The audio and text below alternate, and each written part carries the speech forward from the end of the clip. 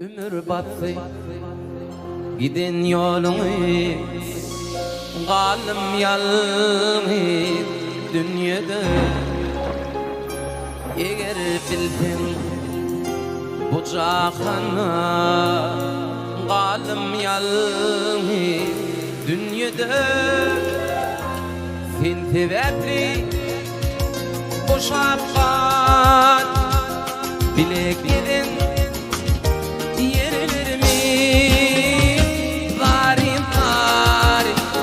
ağlaşır ve vakmanla durnalar varin ağlaşır ve vakmanla durnalar.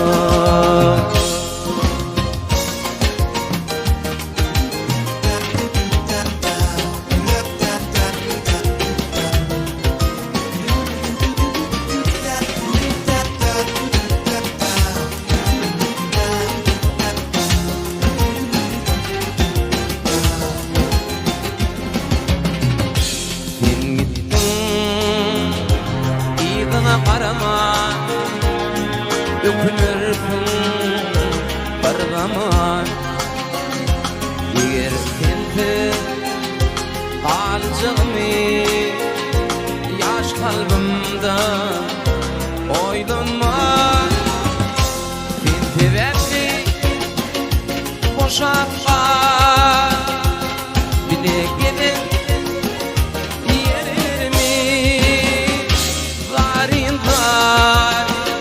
ağlaşır ve vakmana durnalar varin ağlaşır ve vakmana durnalar.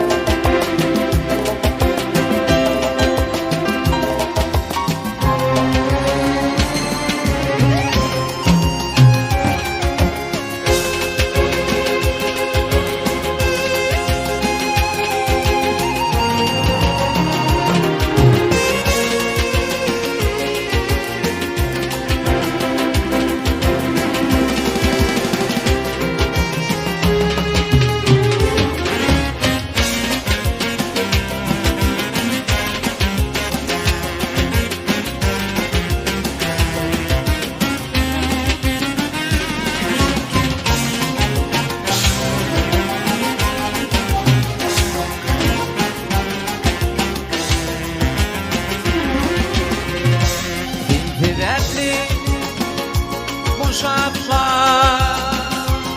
bile gidin yerlerimi varin ağlaşır